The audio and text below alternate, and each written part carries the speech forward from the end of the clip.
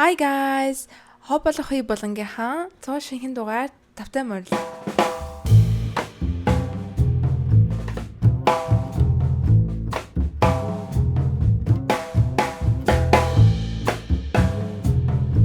Bonjour, ça va? Зэмнэхан та нар маань ажиглаж байгаа байхаа. Энэ бол миний usual setup environment atmosphere биш байгаа. Анаа надаа ингэж аялаад явж байна. Яг одоо Франц улсын Paris хотод байна. Тэгээд эгчдэрээ зочилж ирсэн байгаа 7 хоногийн хугацаанд. Тэгээд өнөөдөр сүүлийн өдөр байгаа. Сүүлийн миний одоо Парист байх өдөр. Тэгээ маргааш Америк руугаа, Нью-Йорк руугаа буцах гэж байгаа. Тэгээд 7 хоногийн хугацаанд ихчтэйгээ маш сайхан цаг хугацааг өнгөрүүллээ. Тэгээд явахаасаа өмнө бас weekly recap-а оруулчих яа гэж бодоод ингээд сууж байна. За тэгээд хэдүүлэнд бас ярих том ховж өөд байна. За намайг яг явах гэж байхад ингээд Парис руу ирэх гэж байхад л ингээд яг энэ мэдээлэлүүд амар гарч ирээд тэгэл би өстө үнэхээр хийж амжихгүй нэ гэлтэй. Ягаад гэвэл угаасаа аялалд явах гэж байгаа болохоор тэгэл за цаг олдвол тэнд Парис байж байхдаа хийнтэйгээд бэлдээд одоо толгоонд бодоод явж исэн. Тэгээд өнөөдөр ингээд хийх гэж байна. Тэгэхээр одоо энэ хүү том ховж өөдийг хэдүүлээ сонсоцгоё. За манайха монголчууд бидний маань олон жилийн туршид өргөн дэлгэр тэмдэглэж ирсэн цагаан сарын сар шинийн маань баяр болох гэж байна. Тэгээ би та бүхэндээ дуулгах маш сайхан мэдээ байна.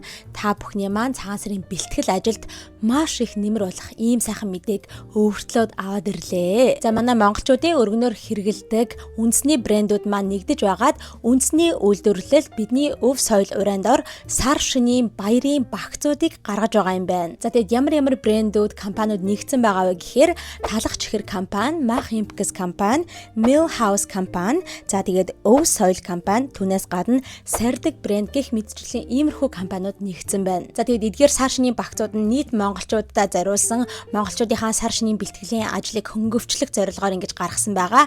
Дан ялангуяа одоо жишээ нь гадаадад амьдардаг монголчууд маань Монголд байгаа аав ээжийнхаа сар шинийн бэлтгэлийг нь хийж өгье гэж бодож байгаа хүмүүс эсвэл Монголд хэдийгээр амьдарч байгаа ч гэсэндээ бас ээж аавынхаа сар шинийх нэмийг гялсхан хурдхан бэлдээд өгчэй гэж бодсон хүмүүст зориулсан байгаа. За тэгээ багцуудын хувьд гэхэд маш олон төрлийн багцууд байгаа учраас та бүхэн маань яг өөрсдийнхөө хэрэгцээнд нийцсэн багцыг худалдаж авах боломжтой.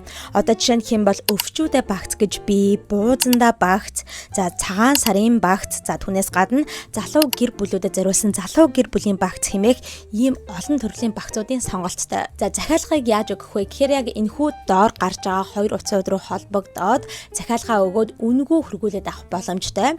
Эсвэл миний түрүүнд өрсөн компаниудын пэйж хуудсууд руу ороод бас захиалгаа өгөх боломжтой шүү. Нэрээ тэгээд улам гоё мэдээ хүрэхэд 2 сарын 11-ний өдөр багц бүтээгдэхүүний нийт 3 азтанг шалгаруулах юм байна. Хэрхэн азтан болох вэ гэхээр эдгээр компаниудын тус тусынх нь пэйж хуудсан дээр нь азтан шалгаруулах тухай постэр орчихсон байгаа. Тухайн постерыг шеэрлээд, комент бичээд, лайк үлдээгээд тэгээд боллоо гэсэн үг. Эдгээр шалгаруулыг хангасан хүмүүсээ санамсаргүй байдлаар 3 азтныг сонгоод цагаан сар, залуу гэр бүл, буузанда гэсэн багцуудыг тус олгох байна. За ингээд ануу өнөөдөр та бүхэндээ цагаан сарынхын бэлтгэл ажилд тус нэмэр болох маш сайхан мэдээг хүргэлээ. Тэгээ бүгдээрээ үндэснийхээ үйлдвэрүүдийг дэмжиж цагаан сарынхын бэлтгэлийг маш амар хялбараар хийгээд амжаарай. За тэгэхээр манайхан хамгийн ихний ховж болохоор Justin Bieber, Hailey Bieber, Selena Gomez гурвын ховж байгаа. Юу болсон бэ гэсэн чинь би яг нэг өмнөх weekly recap дээр яг Hailey-гийн тухай ярьсныг та нар санаж байгаа үстэй те. Ингээд Hailey нэг TikTok creator-ийн одоо өөрийнх нь marriage-ийн тухай, гэрэлтийн тухай ярьж байгаа. Ямар амар toxic relationship бэ? Яаж ингэж Hailey тэрхүү амар Justin-ы abusive behavior-ыг ингээл твчээл, endure хийгээл байж идэг вэ энэ төр гээл те. Тим нэг бичлэгийг нь өөрөө repost хийчихсэн мөртлөө repost хийгээгүй гэд гүрийгээдсэн тэгэнгүүтээ одоо бантаад тэрхүү creator дээр season desist явуулсан энэ төр гэл бөө юм ярьжсэн те. Яг тэр weekly recap-ыг оруулчихал дараад нь TikTok руу ороод харсч дахиад өөр ховж гараад ирсэн заяа Justin тухай. Oh my god. Яг айгүй хурдан заяа амар ядаргаад энэ хоёрын энэ гурвын тухай бол дандаа ингээл ховж өвд дахин гарч ярьдаг. Ямар ховж байсан бэ гэсэн чи бүр ингээ шокинг заяа манайха. Та нар би бол энийг хамгийн анх үзчихэд бол шууд худлаа. No, there's no way. This худлаа fake news байх та гэж бодсон ч нөө үнэхээр үнэн байсан юм бэ нэлээ заяа. Би бүр ингээд яг баталгаатай source-нуудаасаа ингэж авсан байгаа юм заяа. Одоо юу вэ гэх юм бол Justin 1 сарын 18-ны өдөр Okay? Өөрийнхөө Instagram дээр нь байдаг Selena Gomez, Justin хоёрын ингээ үнсэлцэж байгаа, тэрвэрлдэж байгаа 2016 оны зургийг тэгээд Justin ч нэрээ одоо Instagram дээр яваад оронгууд та нар ингээл доошогоо ингээ гүйлгэнгүүд Selena таахсан зөндөө олон зураг байдаг. Тэрийг бараг устгадаггүй шүү дээ, тэ. Дандаа байгаа л байдаг. Тэгсэн чинь 2016 онд хийжсэн тэр хоёр ингээ үнсэлцэж байгаа зурган дээр нь нэгэн фэн комент биччихэл дээ. Яг тэр постныхан доор те. Юуг бичсэн байсан бэ гэхээр Vivan los novios гэсэн байгаа байхгүй юу? Испанаар бичсэн байна те. Юу гэж байна гэхээр long live the couple. Буюу энэ хосууд үрд байх болтугай. Тэ үрд мөнгө удаан хугацаанд амьдрах болтугай гэсэн ийм утгатай зүйлийг комментиг Justin лайк дарчихсан байсан. What the fuck is that? Right? Shocking. Та нар зүгээр л төсөөл. Манай хамаа та нар зүгээр нь төсөөл. Let's төсөөл together. Амар олон хэл хаалж ярьсан. Та нар бодоо үзтээ. Танай найз залуу чинь, right? Одоо чиний найз залуу чинь бүр ингээд айгүй олон жил үерчээсээ X-ийн зураг нь ингээд Instagram дээр байсан чинь тэрэн дээр нэг хүн өстөөгөө яа өстө гоё хасаж шүү гэд хайп хийгээд ингээд коммент бичсэн чи тэрийг нь очиж дарсан байл та нар яаж хүлээж авах вэ? Амар сонин үйлдэл байгаа зү тий. За тэгээд ийм мэдээлэл гарч ирсэн байгаа. Тэгэд энийг бол хүмүүс зүгээр яг тэр үед нь шууд ингээл олон мэдчихэж байгаа байхгүй. Бүр ингээл Justin баг лайк дарвуугүй юу? Хүмүүс олоод мэдчихэж байгаа байхгүй. Тэгээл та энд нэгөр сэвсэн. Тэгэд эн чинь угаасаа комментууд чинь одоо жишээ нь Instagram дээр, Highschool TikTok дээр ч юм уу те ингээд комментэн дээр яг тэрхүү постных нь эзэн нь лайк дарах юм бол liked by author гэж гараад ирдэг те. Яг энэхүү постыг эзэмшдэг постыг хийсэн хүн нь тэрэн дээр лайк дарсан байна гэж гараад ирдэг шүү дээ. Одоо жишээ нь би өөрийнхөө Instagram дээр ингээд зурган дээр нэг хүн миний зурганы доор ингээд коммент хийсэн байгаа би тэрэн дээр нь лайк дарангуй шууд liked by author гэж гараад ирдгийг бол та нар угаасаа мэдж байгаа бах те. Тийм болохоор энэ дэр бол ингээ маргаан байхгүй. Би ягаад ингэж амар сайн тайлбарлаад байгаа вэ гэхээр иймэрхүү юм болонгууд хүмүүс наа чи худлаа Photoshop эн чи энэ төр гэдэг ингээд айгүйх яриадаг. Тийм болохоор би ингээд айгүйх тайлбарлаж өгөөд байгаа юм шүү. Энэ бол Photoshop биш ээ гэд. Тэгээд нь шүү те энэ ингээ сэвгдээд бөөн юм болоод гадуур яригадаад унсны дараагаар нэг хэдэн цагийн дараагаар угаасаа Justin тэрийг харсан л байгаа. Justin-ы team багийнхан Haley бүгд хүмүүс харсан байгаа. Тийм учраас хэдэн цагийн дараа Justin тэрхүү лайка буцаад авчихсан байсан. Дахиад тэр комментлын очонгууд тэр liked by author гэдэг нь байхгүй болчихсон гэсэн үг. Тэгэхдээ тэрхүү комментиг бол устгаагүй байгаа юм. Эсвэл тэрхүү пост устгаагүй байгаа юм. Зүгээр л лайка буцаад авчихсан. Тэг хүмүүс бол тэрийг улам бантмаар гэж бодож байгаа.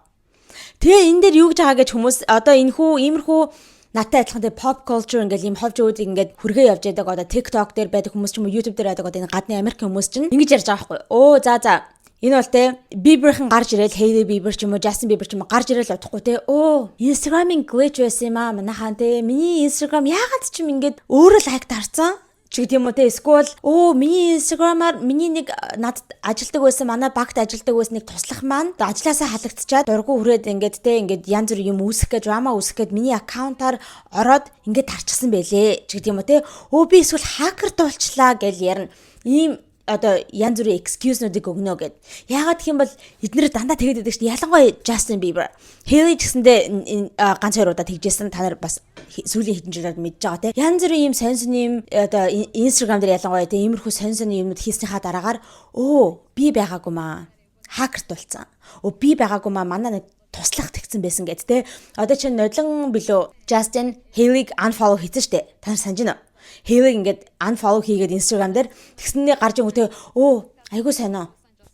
Миний уцаар ингээ хүн ороод тэ хакердаад ороод ингээ манай эхнэрийг ингээ unfollow хийсэн байлаа гэд. Тэг хүмүүстэй яахлаарэ тэ энэ одоо Instagram-ыг хэрэгэлдэг хэдэн сая тэрбум хүмүүс байхад яагаад л тэ чиний уцруулах хүн ороод ингээ хакердаад ингээ юм хийгээд байдаг юм дэ тэ эсвэл зөндөө олон Hollywood-ийн одод байгаа те том өөрсөнтэй адилхан A-list тэгж яхад ягаад тэр хүмүүсийн ингээд Instagram-д хакердуулаад эсвэл ингээд туслахууд нь ингээд те албаар орж ингээд муу юм хийгдээдэггүй та нарын Instagram дээр юм сони юм болоод идэгэн бэ гэд те хүмүүс дандаа тэгж ярьдаг. Тийм учраас иймэрхүү одоо pop culture ярьдаг хүмүүс тэгж ярьжсэн байхгүй. За одоо энэ хоёр удахгүй гарч маргааш нэг өдөр хүн гарч яана хакер дуулчлаа гэдэг тийм ярих үү гэл тэгжсэн. За тэгээд нь штэ те одоо чинь Sebastian Soto гэд залуу байдгийн заяа. Та нар бас мэдэх байх гэж бодож чинь иймэрхүү pop culture юм хүмүүс сонсдог бол TikTok дээр тэр залуугийн мэдээлэлүүд би айгүй итгэдэг байхгүй. Яг бол энэ залуу ингээд амар fact check хийдэг заяа. За энэ залуу хамгийн анх энэ хүн мэдээллийг Justin ингэж лайкн дээр коммент нэр лайк дарсан байна гэдэг зүйлийн тухай ингэж share хийж гаргаж ирсэн заяа. За тэгэхдээ угаасаа ингээл тэгдэжтэй хүмүүс чи ийм юм болонгууд наадах чинь Photoshop байсан. Засчихсан фото байсан тэргээ тэгдэг бол учраас бүр анханасаа бүр ингээ харуулж байгаа те. Та нар ингээд те зураг тавингууд, скриншот тавингууд Photoshop гэдэг болохоор би бүр ингээ screen record хийсэн те. Зүгээр screenshot хийх биш зураг авах биш ингээ бүр ингээ screen record тэгээд дэлгэцээ ингээд scroll хийж байгаа бүх юмаа ингээд те видеог нь хийсэн маа гэд харуулсан. За тэнгуүтээ за эсвэл та нар бас л ингээд те screen recording тэр видеог бас Photoshop хийсэн гэж бодож магадгүй. Тэгэхээр аль би та нарт одоо яг ингэж яхта үзүүлээд гээд iPad-а гаргаж ирж агаад iPad-н дээрээ өөрийнхөө Instagram руу ороод Justin Instagram руу ороод ингээд scroll хийж хийжсэн тэр комментиг нь олоод лайкийг нь харуулад яг үнэхээр баримттайгаар ингэж тавьсан гэсэн үг. Яг гэвэл иймэрхүү юм болонгууд л дахиад л те Photoshop энэ төргээ явждаг болохоор бүр ингэж баталгаатай баримттай харуулсан шүү. Тэгэхээр энэ дэр бол маргаадах юм юу ч байхгүй. За тэгээд бөөн юм болсон. Тэгээд энэ тухай те ямар ичмэр юм бэ одоо ингээл Justin чинь одоо хүртэл ингээл Selena-г бодоод байж идэх юм байна. Тэгээд хамгийн одоо ичмэр нь ч юм уу те өөрийнхөө ex-тэйгээ ахуулсан 2016 оныхоо memory-г дурсамжаа ингэ санагдаж байгаа юм шиг тийм комментэн дээр лайк дарсан мөртлөө өөрийнхөө эхнэрийн Hailey Bieber бас хэдхэн хоногийн өмнө тавьчихсан байсан зургийг та нар харсан уу? Яг 2016 онд Hailey, Justin хоёрын бас үнсэлцэж байгаа зургийг Hailey тавьсан байхгүй. Ягаад гэвэл одоо би танаар тезэрстэй 2026 он ч одоо шинэ 2016 он буцаж ирж гэдэг тиймэрхүү юм яриад байгаа те. 2016 оныхоо memory-нд хүмүүс буцаж авчираад байгаа шүү дээ те. Тэгж тавьж маяад. Тэгээд тийм учраас Hailey бас тэр хоёрын 16 онд ингээ үнсэлцсэн байсан зургийг тавьчихсан байсан. Тэгсэн чинь Justin тэрэн дээр огт лайк маг дараагүй байгаа байхгүй. Тэр зурган дээр лайк дарж ч юм уу, коммент бичиж ч юм уу, ямар ч юм хийгээгүй мөртлөө X-тэй авсан зургийнхаа 2016 оныхоо зургийнхаа доотлын комментэн дээр ингээ лайк маг дараа явж байгаа нь айгүй ичмэр санагдсан. Selena-г санаад л байгаа юм байна л да энэ гэл бөө юм ярьжсэн. Тэг би бодлоо л тоо. Энэ Justin ч нэр яаж сум бэ те та нар зүгээр бодоод үзтээ. 16 онд Hailey тэж явж исэн байна. Нэг хэсэг те. Тэгснэ 16 онд бас Selena тэж явж исэн байна. Oh my god. Тэг амар messy timeline те. Тэгэж бодохоор ингээд яалтчгүй энэ хоёр эмэгтэй бол те нэг тийм буруутай биш. Justin л ингээд яг тийм playboy F-boy байснад харагдаад байгаа байхгүй тийм хоёр эмэгтэй ингээл тоглоод нэгэнтээ салаад нөгөөтөндөө явал нөгөөтөндөө салангууд нэгэнтээ явал те. Oh my god. Энэ зүйл болсны дараагаар манайхаа хүмүүс бас Selena Gomez-ийг shade хийсэн гэж бодож байгаа энэ хүү situation нь. Okay? Яасан бэ гэсэн чинь яг энэ зүйл болж өнгөрсний дараагийн маргааш өдөр нь Selena өөрийнхөө Instagram аккаунтн дээр ингээд Rare Beauty-гийнхаа өөрийнхөө makeup line-ийнхаа хамаг makeup-ыг хэрэглээд ингээд makeup хийж байгаа тий. Бараг л get ready with me тиймэрхүү одоо бичлэг хийж тавьсан байгаа юм. Гэхдээ ерөөсө тэрэн дээр voice over энэ төр хийгээгүй зүгээр ингээд нүрээ бодож байхдаа дуу тавьчихсан байгаа байхгүй юу? Тэр нь ямар дуу байсан бэ гэхээр өөрийнх нь 2016 онд гаргаж исэн Hands to Myself гэдэг тэр дууга тавьчихсан байсан. Keep my hands to myself. За тэгэнгүүт хүмүүс энэ өстой яг тэгээ энэ ситүэйшнд нь бараг ингээд зариулаад Justin бараг л надад илүү стил хайртай ухааны одоо тэгж албаар тавьж байгаа байхаа гэж бодоод байгаа байхгүй. Яагаад вэ гэхээр Hands to Myself гэдэг дууны чинь утга нь юу вэ? Ингээ үгийг сонсоод үзэхэр те би өстой чамаас гараа салгаж чадахгүй юм. Би өстой гараа өөртөө байлгаж чадахгүй. Яагаад гэвэл би зүгээр чамд хүрмээр байна. Угаасаа чи ийм үзэсгэлэн чи чам хүрмээр энэ гэсэн нэг тийм дурч те I guess I could but why would I want to гэдэг шүү дээ. Би өөрөө гараа ингээд өөртөө хадгалж за яах болох л ахaltaа гэхдээ би яагаад тэгэх ёстой гэж яагаад бол би чамд хүрмээр байна энэ гэсэн утгатай. Тийм дуу шүү дээ те. Тэгээд тэрнийх нь клип лимбин ч гэсэндээ амар тийм obsessed болцсон хүний тухай гаргадаг шүү дээ. Ингээд нэг хүнд амар дурлалцсан тэгэл ингээл амар obsessed байгаа те. Тэгээд тийм утгатай дуу, тийм клиптэй дуу учраас ингээд тэр дууг ашигласан болохоор хүмүүс наад Selena Gomez ч бас ингээд subtle shade хийж ин тэр гэж ярьсан байна. Зарим хүмүүс болохоор за арайч дээ бүр те so reaching арай л дэндүү хэтрүүл жимийг ургуулan сэтгэж бодож fantasy хийх юм энэ хүмүүс гэд тэгж байгаа. За тэр би бол тэр бичлэгийг санаж ин яг дөнгөж тавиал нэг хэдхэн минут басныхан дараа би үдчихсэн ахгүй юу. Тэгвэл би өөр юуг анзаарсан бэ гэхээр тэгж тавьсныхаа дараагаар Selena хэдэн цагийн дараа устгацсан байсан. Тэр бичлэгээ тэгснээр дахиж тавьсан. Яг тэрийгээ дахиад адилхан тавьсан. Юу нь өөрчлөгдсөн байсан бэ гэхээр фильтргүй болцсон байсан.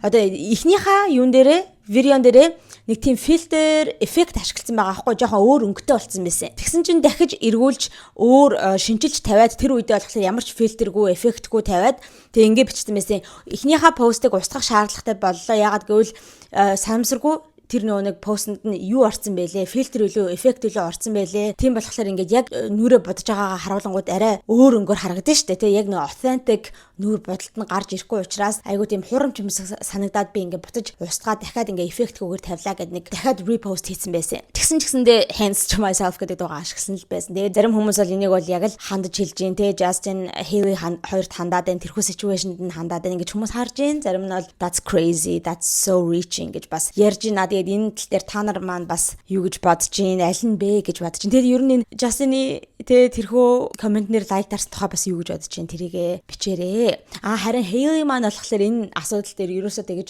орж ирч ч юм уу янз бүрийн бичээд ч юм уу те янз бүрийн ингээл одоо өөрийнхөө үзэл бодлыг илэрхийлсэн юм ерөөсөө байхгүй. Hailey зүгээр энэний дараахан 1 хоногийн дараа илүү 2 хоногийн дараа ч үлээ ингээд Instagram дээр зураг хийсэн. Тэр нь болохоор зүгээр Jack Bieber өөрийнхөө хүү болно. Тэгээд Justin Bieber хоёрын хамт байгаа зургийг ингэж тавингуудаа just like daddy гэсэн байсан. Нэг тийм имийг ингэ текстийг бичсэн байсан. Яг аав шиг шүү гэсэн те. Тийм зүйлийг тавьсан байсан. Тэгээд ерөөсөө энэ асуудал дээр Justin ингэж лайк хийсэн байсан гэдэг дээр юм илэрхийлээгүй. За үүнээс гадна манайха яг энэ үеэр бас л те ийм мэдээлэл гарч ирсэн. За наад Hailey чинь өөрөө бас ингээд Justin өөрийнхөө эксийн ингээд хамт авахсан зургийн доор ингээд лайк дарсан учраас бас ингээд мөчөөгөө өгөхгүйгээд хариугаа авах гад өшөөгөө авах гад Hailey бас өөрийнхөө экстэйгээ авахулсан байсан зургийг очоод лайклчихжээ. Ямар амар ингээ өш хонзон сандгийн бэ гэж бөөн хүмүүс гадуур яриад нэг зураг сэвгдээд унсан байхгүй юу. Тэгээд тэр нь болохоор ингээ Hailey нэг залууг ингээл амар сүрхий тэрвэрсэн тэр хоёр ингээл тэрвэрлэлтчихсэн байсан байхгүй ингээл хацар мацараа нийлүүлчихсэн. Тэгэл энэ чинь наадах чинь ингээд экс найз залуу наахгүй тэгээд тэрэн дээр очиод ингээ Hailey лайк дарсан байна тэр гээд. Тэгсэн чинь худлаа. Тэр худлаа мэдээлэл байсан манайхан fake news. Тэр нь болохоор RJ King гэд залуу байгаа. Тэр залуу чинь gay. Ижил хөөстөө. Зүгээр л өөрийнх нь gay best friend нь зүгээр л айгу дотн найз нь гэсэн үг. Тэгэхээр хийж яхад ингээ бүр ижил хөөстэй хүнтэй дэ gay найзтай хүртэл ингээ холбоодтой. Эксийнхаа зургиндээ ингээ лайк даршиж марш гэ бас хүмүүс худлаа юм зохиож ирсэн байгаа юм энтэй холбогдуулаад. За Selena, Hailey, Justin 3-ын тухай энэ харин гурвалжингийнхэн тухай ийм одоо шинэ мэдээллүүд байна. За одоо хэдүүлээ дараагийнхаа мэдээлэл рүүгээ орцгоё. За дараагийн мэдээлэл маань Jennifer Lopez-ийн тухай байгаа.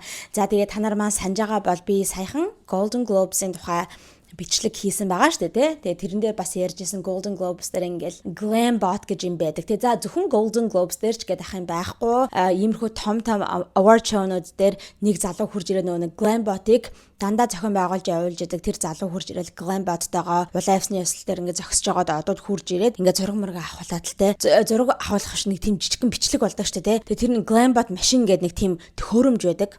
Айгу хурдтай ингэж явдаг. Тэгсэн мөртлөө айгу юу яадаг. Удаашруулж ингээ slow mo болгоод ингээ хүмүүсээ ингэж мэгж байгаа нэ. Тэг угаасаа нэрнээс нь сонслоо glam bot. Glam гэдэг чи одоо ингээл нүур хамаа бодох айгүй гой хөөрхөн сайхан байгааг л хэлээд байгаа шүү дээ glam гэдэг те. Тэгээ тэрийг харуулах гэж байгаа зүйл гэсэн үг байхгүй тийм төхөөрөмж байдаг. Тэгээд яасан гэсэн чинь энэнийг нэрээ би нөгөө Golden Globes-ийнхаа бичлэгийг оруулчихсан чи хүмүүс нэлээд тэр бичлэгийн доор комент үлдээсэн байсан. Өө тэр Jennifer Lopez-ийн амар rude байгаа тухай ярих байхаа гэж утсан чи яриаг өнгөрчлөө гэсэн. Тэр чинь манайхаа намайг яг тэр нөгөө Golden Globes-ийнхаа бичлэгийг оруулах үед энэ мэдээлэл гарч ирээгүйсэн байхгүй. Энэ чинь бас Golden Globes дууссаны дараагаар нэлээд олон өдрийн дараагаар гарч ирсэн мэдээлэл. Яг энэ нөгөө нэг залуу Jennifer Lopez-ийн Golden Globes-ийн яг тэр нөгөө glam bot-ыг өөрийнхөө TikTok дээр пост хийсний дараагаар гарч ирсэн мэдээлэл ахгүй. Тийм учраас би тэрхүү одоо Golden Globes дээр оруулаагүй гэсэн үг. Тэр бичлэгнээр оруулаагүй юм. Окей. За юу болсон бэ гэсэн чинь хүмүүс энэ залууг гэж хэнийг яриад байгаа вэ гэхээр энэ хүү glam bot-ыг ингэж зохион байгуулж явуулдаг залуу болох Cole Walliser гэдэг ийм залуу байгаа. За тэгээ энэ залуугийн яг TikTok аккаунтн дээр нь тавигдсан тэр J-Lo-гийн бичлэгийг ингээд харчаад хүмүүс ямар муухай ааштай юм бэ Jennifer Lopez ч өстой яг л нэг Mean Girl гэдэг нь үний юм байна. Яг л Diva Arsanta гэдэг нь үний юм байна. Энэ олон жилийн турш сонссон rumor-нууд бүгдээрээ л яг үнэн гэдгийг дахин Jennifer Lopez батлаад ах юм аа гэл бөө юм болоо Jennifer Lopez руу хүмүүс дайрсан байхгүй юу. За яасан бэ гэсэн чинь тэр interaction-ыг харахад бодлоо штэ те. За яг би өөрийнхөө хувьд ингээ хэлчихээ. За би анх үзэхэд ямар байсан бэ гэд яалтчгүй жоохон эвгүй байсан. Надад л анх үзэж хаад яасан бэ гэхээр энэ залуучин ингээл те иймэрхүү том авар чамд босны дараагаар ингээл хийсэн glam bot-нуудаа өөр одуудын те glam bot-нуудаа ингээд өөрийнхөө TikTok энэ төр дээр ингээл дандаа шууд тавьдаг байхгүй хэд өдрийн дараагаар ч юм уу те. За тэгсэн чинь Jennifer Lopez-ыг харсан чинь ер нь бусад одуудтай харьцуулахад шал ондоо. Окей. Ягаад тэгэхээр шууд ингээл улаавсны ястэр явж байгаа л энэ залуу ингээл очиод өө сайн уу J-Lo өстой амар гоё ярагдчих шүү дандаа л гоё ярагддаг шүү гэл ингээл нөгөө зочдтойгоо одуудтайгаа айгуу ингээл яриа өрнүүлдэг ахгүй энэ залуу хайлт ингээд small talk хийгээл айгуу гоё ярагдчих ямар гоё плаж өмсч өгөөж гэдэг юм уу те. Тэгэл Jennifer Lopez тийм магтаал өгөөд тэгсэн чинь Jennifer Lopez хамгийн анх тэр залуугийн өмнө ирэхдээ болохоор hi л гэж хэлсэн. Өөр юу ч хэлээгүй заа зүгээр hi. Тэгээ хүмүүсийн хэлж байгаагаар бол те энэ наад J-Lo ч бүр ингээд наад залуулуу чинь харахчгүй байна. Бүр тоож нэг нүдэрээ ихсэлж харахгүй ингээд. Тэгээ харах юм бол нэрээ ерөөсөө тэгж eye contact үүсгээгүй заяа. Энэ залуу ерөөс харахгүй байхгүй. Зүгээр хурж ирэл хай гэжэл нөгөө залуу нь тийм ямар гоё юм бэ? Гоё ярагж энэ гэсний дараагаар асууж байгаа байхгүй энэ залуу. За одоо ямар pose хиймээрэн?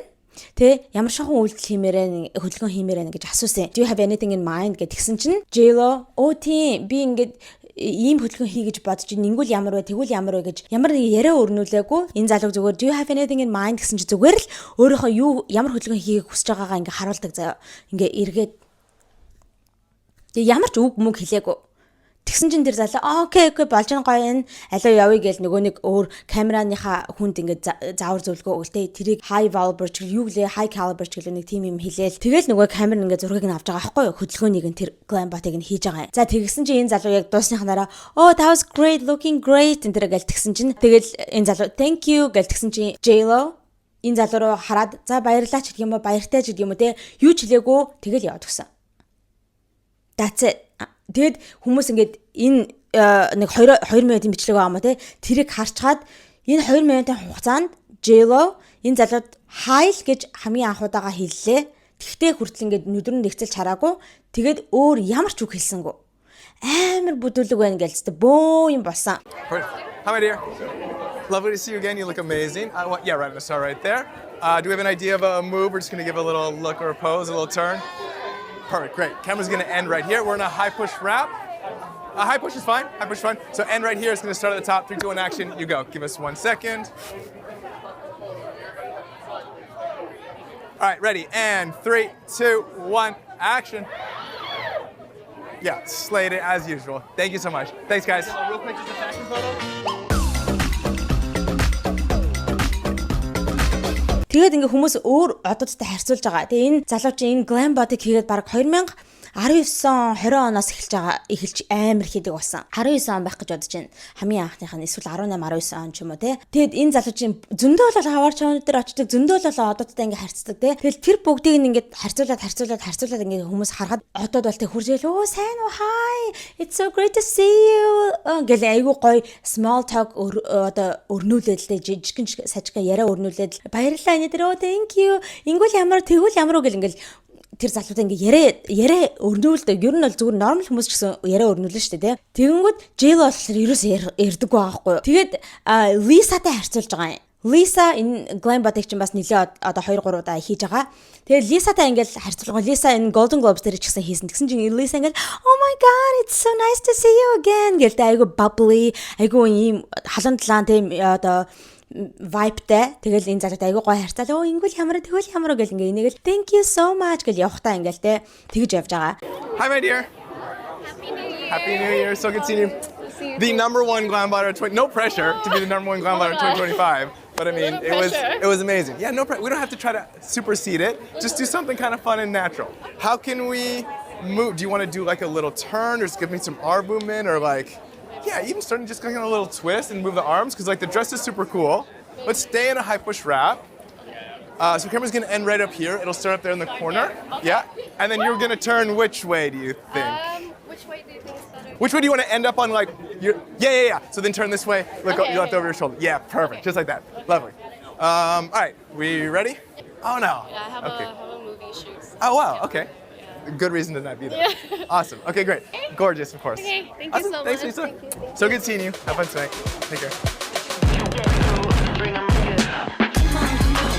Тэгсэн чинь ингээл J-Lo харсан чинь ингээ яваад байгаа байхгүй юу? Тэгээд бөө юм болсон. Та нар ингээ комментүүдийг нь харах юм бол амар заяо. Ингээл яг л diva, яг л ингээ хүмүүс яриад өгний юм бэ. I believe every rumor I've heard about her энэ гэл тим юмнууд бичиж байгаа. Би ингээд энэ олон жилийн турш сонсон бүх тэр ховж үүдтэй бүгдээрэнд нь итгэж гинэ гэд тэ яг л diva юм байна. Хөөрхөн амьд байна. Ингээд л салсан юм байна. Ингээд л нөхөр тогтдгүй юм байна. Ийм муухай аштай болохоор ч гэх юм уу тэ ийм бөөн юм ингэж гарч ирж байгаа юм. За тэгсэн чинь яасан гэж одоо энэ ховж ингээд дуусаагүй заяа. Ингээд амар Jennifer Lopez-ийн нэр нь ингээд тэ ингээд шаврын тутаглагдаад тэг хүмүүс амар drag хийгээд ингээд J-Lo ингээд hate хийгээдсэн болохоор тэг J-Lo-гийн бүр ингээд TikTok дээр нь Instagram дээр нь хүмүүс очингуудаа бас ингээд амар юм бичээд л заяа. Яагаад тэр залуутай тэгж муухай харьцаж байгаа юм бөө юм болсон. За тэгсэн чинь энэ залуу гарч ирээд хэдэн өдрийн дараагаар тийм юу хийсэн statement заяа. За эхлээд болохоор өштэй зүгээр өөрийнхөө Instagram дээр нэг тийм одоо J-Lo-гийн glam bot-ыг оруулангуудаа ийм caption тавьчихсан байсан байхгүй юу? The Queen J-Lo, Хатан хаан J-Lo. She walked the carpet so close to closing. It might have technically been closed at that point. She was happy she was able to quickly stop. No messing around. Гэвчсэн байгаа байхгүй тий. Хатан хаан J-Lo маань яг улаан авсны бас бараг ингээд тий. Бараг л дууссан байхад ингээд хурж ирсэн гэж байгаа байхгүй юу? Тэгээ яг тэр үед бол ингээд уул нь бол дууссан байсан. Улаан авсны ясл нь яг үнэндээ бол ингээд бүр дууссан байсан. Тэгээ тийм үед ирсэн ч гэлээдээ ингээд надад цаг хугацааг зарцуулаад ингээд хурж ирээд glam bot хийсэн амар баяртай байна. Тэр гэсэн утгатай имийг ягаал бичсэн байгаа хгүй юу? Ер нь ингээд сайлчилж байгаа гэсэн үнтэй хэдийгээр ингээд тэ цаг зав байхгүйсэн ч гэсэн тэ хурж ирээд ингээд glam bot хийсэн гэж хэлж байгаа. За ингэснийхаа дараагаар нь TikTok аккаунт дээрээ бүтэн тийм бичлэг оруулсан заяа. Ингээд J-Lo өмөрч байгаа. Тэрэн дээр юу гэж хэлдэг вэ гэхээр за ингээд би ингээд хүмүүсийн ингээд баахан бичээд байгаа юмдаг харлаа. Тэгээд хүмүүс ер нь надаас дандаа ингээд олон жилийн турш асууж байгаа. За ингээд иймэрхүү ивентүүд дээр ингээд glam bot хийсэн одоодаас хамгийн муухай харьцаатай нь хэн байсан бэ? Хамгийн муу glam bot хийдэг нь хэн байдаг ч юм бэ гэдэг юм уу те. Тиймэрхүү талаар надаас хүмүүс айгүй их асуудаг. Тэгээ би тэрэнд юу гэж хариулмаар байдаг гэхээр надад ерөөсөө тийм муухай experience өгсөн. Надтай айгүй муухай харьцаж байгаа албаар те. Intentionally муухай харьцаж байгаа ч юм уу тийм. Ерөөсөө энэ олон жилд таарлаж байгаагүй те. Ерөөсөө би тэгж боддоггүй. Зарим хүмүүс бол арай тийм илүү ингээд яриасаг байдаг.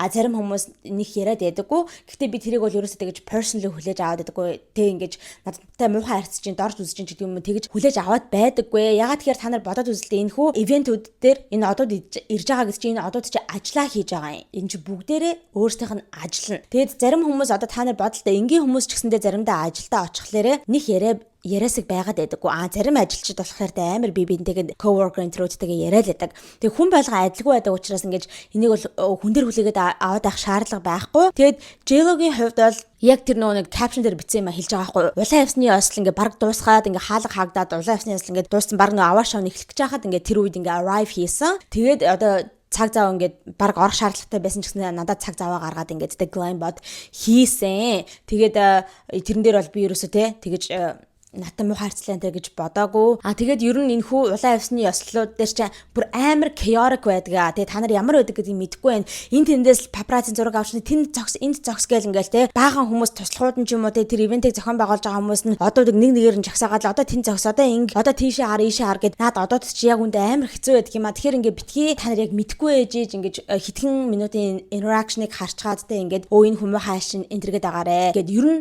Jennifer Lopez-ийг өмөрч байгаа тийм бичлэгийг хийсэн байгаа. Энийг болохоор хүмүүс юу гэж бодсон бэ гэхээр яг л нөгөө J-Lo-гийн тим нь ингээд менежер нь энэ залуу руу имэйл биччихтэй тий. Тэгээ хүмүүс ер нь тэгдэг штэ. Oh, he got that email. She got that email. Тэр имэйлээ гэж дандаа ярьдаг. Тэр нь юу вэ гэхээр яг л одоо энэ Hollywood-ийн ертөнцид иймэрхүү юм болдог гэх хүмүүс тэгдэг штэ. Угаасаа бүгдээрээ connected те бүгдээрээ холбоо сүлбэтэй учраас одоо жоохон иймэрхүү өөрсдөөс нь жоохон альбан шалтай хүмүүсийг бол тэ жоохон дарамтлах маягийн чамаас л баг ийм ховжоо гарчлаа те чамаас л ингээд ийм яачлаа наатахаа одоо аргалаад ингээд J-Lo өмөр өмөхөхгүй бол бид нэр одоо ингэн шүү тэгэн шүү гэсэн жоохон тийм threat хийсэн маягийн тийм имэйлүүдийг яриад байгаа хгүй. Тэгээд яалтчгүй J-Lo-гийн PR team нь J-Lo-гийн менежер нь ингээд энэ залуу руу имэйл явуулаад сүрдүүлсэн байхаа. Тэгээд одоо ингээд гарч ирээд J-Lo-г амар өмөрч гинэ гэж ярьж байгаа. За тэгээд дуусаагүй манайхаа энэ ховж юм заяа. Яасан гэж удалгүй энэ бичлэгийг ингээд хийсний дараагаар удалгүй хэдхэн хоногийн дараагаар энэ залуугийн тухай ховж гарч ирсэн. Амар муу ховж өгд заяа. Яасан гэсэн чинь нэг имэйл гараад ирсэн. Тэр имэйл нь гэтээ бас нэлээд олон жилийн өмнөх имэйл байгаа байхгүй юу? Тэгсэн чинь юу гэсэн байлаа? 19 оны имэйл юм байна. Манайхаа, окей. Нэг хүн холбогдоод энэ залуу руу ингээд бичээд зүгээр энгийн л хүн байгаа байхгүй юу? Нэг эмэгтэй ингээд холбогдоод сайн уу би ингээд хурмаа хийх гэж байгаа юм аа. Тэгээд танаа тэр Glambot машиныг чинь ингээд тэр камерыг чинь ингээд юун дээр төрөөсөлж авч болох уу? Ивентэн дээр хурман дээр төрөөсөлж авч болох уу? Төрөөслөлдгүү энэ төр гэдэг асуусан юм байна. Тэгсэн чинь энэ залуугийн одоо ингээд бичиж байгаа өнгө айсан айгуу тийм дорт үтсэн. Хүй чи одоо ядуу яж юундаа асуугаад аа чи төлж дийлэхгүй штэ гэсэн маягийн team tone-тэй, team undertone-тэй team имэйл байгаа байхгүй юу? Одоо та нартай ингээ хальт уншиж өгөх юм бол ингэж хэлсэн байхгүй юу? За холбогдсонд баярлалаа. Гэхдээ нэг зүйлийг анханаас нь ингээд урьдчилаад хэлээд өгөхөд бол тийм Glambot гэдэг одоо энэ хүү камерын одоо систем чинь болохоор бүр ингээд хамгийн том телевизүүдэд хамгийн том одоо award show ивентүүдийн улаан эвсний ёслолууд дээр ашиглагддаг ийм камер юм аа. Тийм учраас энэ бол ерөөсөө хямдхан зүйл биш ээ. Тэгвэл та төсвийг нь гаргаж чадна гэж бодож байгаа бол би ингээд танд улам илүү дэлгэрэнгүй мэдээлэл өгөхдөө баяртай байх болно гэж бичсэн байгаа хэрэг. Хүмүүс аль үжиний энд таалагдаагүй. Энэ хүнийг ямар төсөвтэй энэ дээр гэдэг мэдгүй ээжиж шууд ингээд энэ хямдхан биш шүү гэж хэлж байгаа нь жоохон дорд үзэж байгаа юм шиг байна гэж хэлж байгаа. Тэгсэн чинь энэ нэмэгтэй ингээд тийм ээ би одоо ингээд хямдхан биш гэдгийг мэдэж байна. Зүгээр надад үнийг нь хэлээд өгөөч би ингээд аягүй сонирхож байна гэж хэлсэн байгаа байхгүй юу? Тэгсэн чинь энэ залуу за тэгвэл одоо ингээд үнэн энэ байна гэж хэлж байхгүй. Тэгсэн чинь $300,000 гэсэн заяа. Тэр ивент дээр хурим дээр хэрэглэхэд $300,000 тэгээд 10%-ийнхаа урьдчилгааг шууд авдгаа. Тэгэхээр одоо захиалах уу? Одоо урьдчилгаагаа хийчихүү гэд. Угаасаа энэ хүн авч чадахгүй юм чинь худлаагаас айлгая гэж бодсон маягтайгаар те. Одоо яачих вэ? 10% хийчихүү гэж $30,000 гэсэн ухааны юм те. Одоо захиалах уу гэд ингэж асуусан байгаа байхгүй юу? Сүүлдээ бүр энэ залуу ингэ явцсан заяа. Хэрв зүгээр л хэдэн төгрөг байдгийн болоо. Тэгээ энэ Glambot машин хэдэн төгрөг байдгийн болоо гэд үнийг нь л мэдхийг хүсчихсэн бол зүгээр л асуул та. Зүгээр л хэдэн төгрөг байд юм бэ гэж асуу. Худлаагаасаа ингэ яг үнэнгээсээ өөрийнхөө хурмын дээрээ захиалах гэж байгаа юм шиг бук хийх гэж байгаа юм шиг худлаа зан гаргах хэрэг байхгүй. Худлаа pretend хийх хэрэг байхгүй. Зүгээр л асуучгүй яасан гэсэн те ийм юм хийсэн байгаа байхгүй. Тэгсэн чинь энэ нэмэгтэй үгүй би үнэнгээсээ захиалъя гэж бодож байсан. I wanna book it. Тэгээ би үнэнгээсээ хурмын дээр ашигламаар байна. Одоо би энэ тэр үнийн дүнгийн сонсон ч гэсэндээ би төрөөслмээр байна. Би мөнгөний гаргаж чадна гэсэн чинь ингээд ер нь бичиж байгаа те. Айгуу тийм дорд үтсэн. За чам шиг юм одоо те $300,000 энэ машиныг худалдаж одоо төрөөсч авч чадлаа юу гэсэн маягтай ийм жоохон эвгүй email conversation одоо чатнуудыг ил болгосон байгаа. Нэг хүн л гиг үндхий ил болгочихсон. Тэгээ та нар бодоод үзтээ 19 оны имэйл ягаад одоо гарч ирв? Тэр нь амар сонирхолтой. Тэнгүүд хүмүүс ёо J-Lo-гийн PR team нь they're working overtime. Тэ бүрстэ илүү цагаар ажиллаж байна. Одоо энэ scandalous болоод тэгээд энд хилээд энэ залууд хилээд одоо Jennifer Lopez-ийг өмөрөөд ингээ бичлэг хийгээд дарамтлсан. Тэгээд хийсэн ч гэсэндээ тэр нь ингээ интернет дээр хүмүүс сайнаар хүлээж аваагүй. Энэ ингээд PR team нь имэйл өвчсөн болохоор ингээ худлаагаасаа өмөрч ингэж хүлээж авсан учраас өөр арга тактик хэрэглэх гээд за тэгвэл J-Lo биш энэ залууг айгу муу хүн юм шиг болгож харагдуулъя гэд одоо энэ залуугийн тухай амар тийм dirt хамгийн бохир зүйлсийг нь ухаж гаргаж ирээд энэ имэйлийг нь олоод ингээ олон түмэнд зарлцж байгаамаа. Тэгээ энэ залуу улам ингээд муу хүн шиг ингэж hate хийгдэх юм бол J-Lo муухай зааш гаргасан гэдгийг бол хүмүүс мартна штэ. Эсвэл энэ муухай залуу юм чинь энэ угаасаа муухай зантай залуу юм чинь яадгийн J-Lo ингэж энэ залууд муухай хандхад гэсэн маягаар тэрийг нь дарах гэж ингэж гаргаж ирсэн зүйл гэж хүмүүс бодож байгаа. Тэгэд энэ тал дээр бас цаашдаа мэдээлэл гарч ирсэн. За яасан бэ гэсэн чинь нэрчтэй. Яг үнэндээ энэ залуу энэхүү Glambot гэдэг камерыг системийг бий болгож одоо found хийгээгүй мэлээ, create хийгээгүй. Окей. Яг жинхэнэ creator нь хэн байсан бэ гэхээр штэ Joseph Kahn гэд ийм найруулагч эрхтэй юм байна. Энэ найруулагч эрхтэй Glambot машиныг системийг бүр 2016 онд 10 жилийн өмнө ингэж зохион бүтээж гаргаж ирсэн гэж байгаа байхгүй юу? E-телевизэд зориулаад. E-телевизийн сувагт мэдээнд зориулаад. За тэгээд энэ залуу өөр хэлсэн байхгүй энэ хүн яг жинхэнэ creator тэр Joseph Kahn гэж залуу the lighting, camera work, lens choices and methodology are all my design гэж хэлсэн байхгүй тэр гэрэл ашиглагддаг гэрэл нь яг камерных нь ажиллагаа нь за тэгээд ямар ленз ашиглах уу гэд ингээд тэр choice нь за тэгээд яг хэрхэн ашиглах уу гэх тэр methodology энэ тэр бүгд бол бүгдээрээ миний зохион бүтээж гаргаж ирсэн дизайн юм а миний бүтээлээ гэж энэ залуу хэлсэн. За тэгээд Nigel Barker гэд байдаг та нар мэдж байгаа те Английн нөгөө нэг тэм зураглаач залуу байдаг штэ та нар бид нэр хаанаас сайн мэдэх вэ гэх юм бол America's Next Top Model дээр Tyra-тай хамт хажууд нь суугаад нэг шүүгч гэдэг байсан залуу Nigel бас энэ гарч ирээд яг хэлсэн юу гэж хэлсэн бэ гэхээр би ингээд Glambot director-аар ажилладаг байсан гинэ нэлээд олон жилийн өмнө Glambot director-аар ажилладаг байсан. Тэгээд энэхүү камерыг ашиглаад би зөндөө олон тийм том ивентлүүдээр ажиллаж байсан. Одоо жишээ нь хэм бол Aloe Yoga campaign-дээр ажиллаж байсан гэхгүй. Aloe branding нөгөө зар сурталчилгааных нь campaign-дээр нь ажиллаж байсан энэ камерыг ашиглаад за түүнээс гадна Golden Globes дээр, Grammys энэ дээр энэхүү Glambot-ing яг director-аар нь ажиллаж исэн. Тэгэхээр би энэ камерыг сайн мэднэ гэж байгаа байхгүй. Тэгээд энэ бол ер нь бол $25,000 л байдаг гинэ. Basic package нь. Зүгээр энгийн package-ыг нь худалдаж аваад энэхүү Glambot машиныг ингээд түрээсэлж аваад өөрсдийнхөө ивент дээр хэрэглэе гэх юм бол ойролцоогоор $25,000 л байдаг гинэ.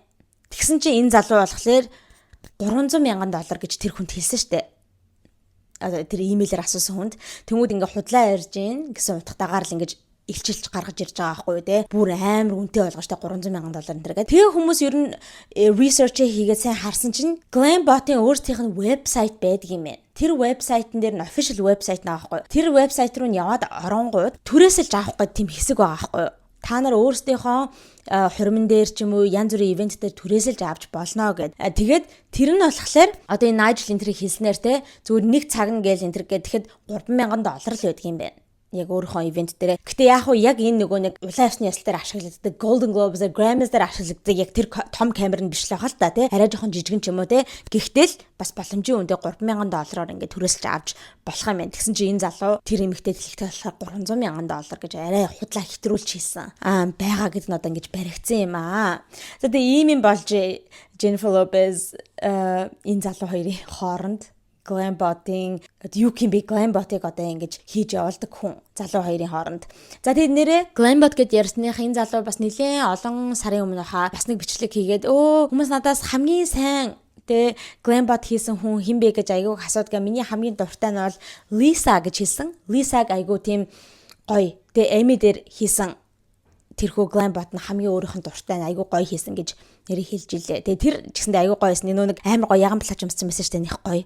Өмсгөл жинс шиг юм шиг дагин шиг юм гоё плач юмсан байсан. Тэрнтэйгээ хийсэн Glambot нь бол хамгийн гоё гэж энэ залуу хэлсэн байлээ. За түүнээс гадна манайхаа яг Golden Globes-ийн үеэр J-Lo яг нэг Golden Globes явах гэж Get Ready With Me гэдэг нэг тийм нүүр мөрө бодож байгаа юугаа хийсэн байхгүй юу? Бичлэгээ хийгээд тавьсан. Тэгсэн чинь хүмүүс тэрийг амар шоолоодсан. Яасан гэсэн чинь амар их bronzer хэрэглээ заяа.